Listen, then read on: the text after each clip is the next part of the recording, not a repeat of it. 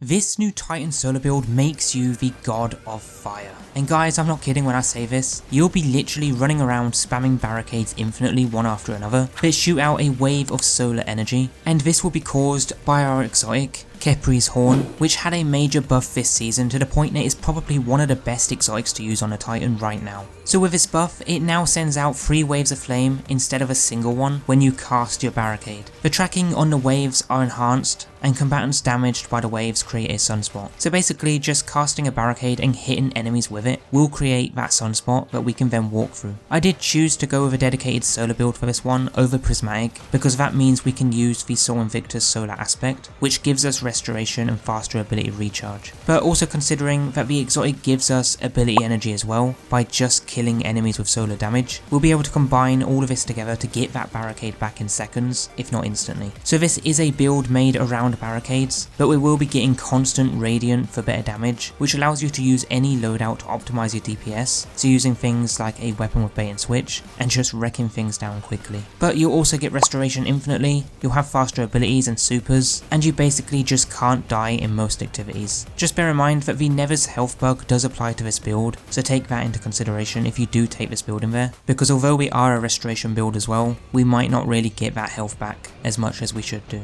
But guys, this is a new build that you don't want to miss, so stay tuned and definitely watch to the end.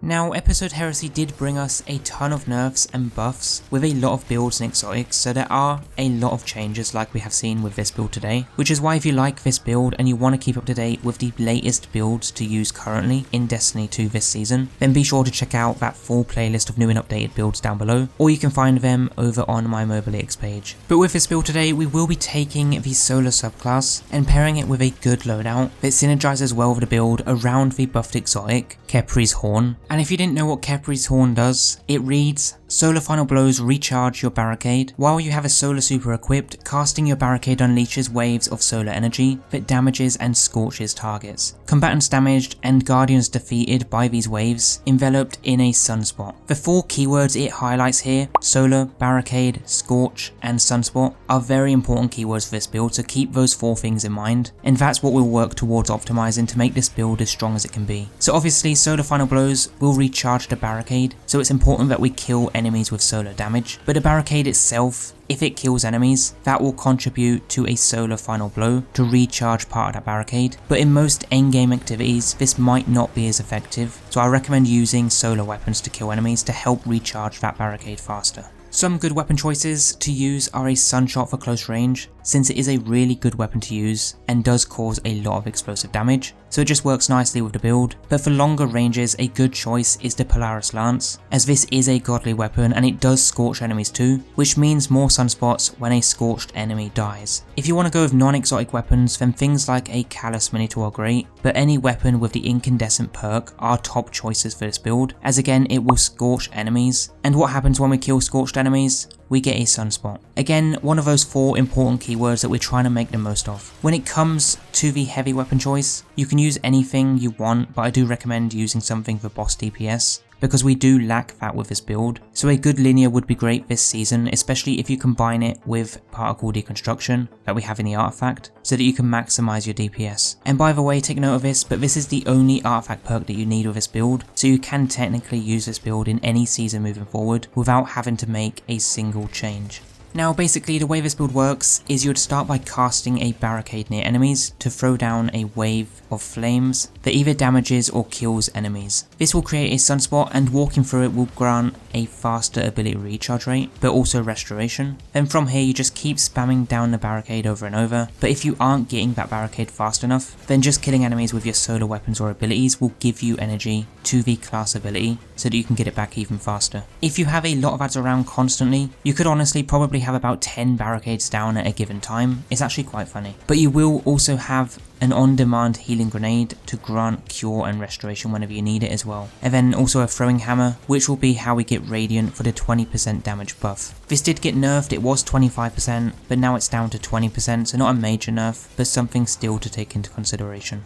Now when it comes to the subclass, there are a few important things you want to be running. Firstly, the super doesn't matter, so you can use whatever you prefer, but the barricade I recommend you use is the rally one for the shorter cooldown. Then a throwing hammer, since we will be able to pick it back up and reuse it regularly, which also just helps to create sunspots and give us radiant, and then a healing grenade just as your backup cure and restoration when you need it. For the aspects, we have Roaring Flames, so final blows with solar abilities or ignitions increase the damage of solar abilities, stacking up to 3 times. This will just buff our hammer and super, but don't take my word on this, but I believe it also buffs the barricade's flame damage as well, but again I could be wrong, I haven't tested that part. The second aspect you 100% need on is the Soul Invictus, so that solar ability final blows and defeating scorched targets create sunspots, and while in a sunspot your abilities recharge faster and super drain slowly, but also sunspots apply scorch and grant restoration. Great aspect to use. If you were going to use the prismatic subclass, you would have to use the solar super, otherwise the exotic won't work. But you would also have to use a rally barricade as well, and although you do have a great consecration aspect which did get slightly nerfed, you won't have the Soul Invictus, so it means less restoration and overall just doesn't make the build that we're trying to achieve as efficient as it can or should be, so sticking with this solar subclass is strongly recommended.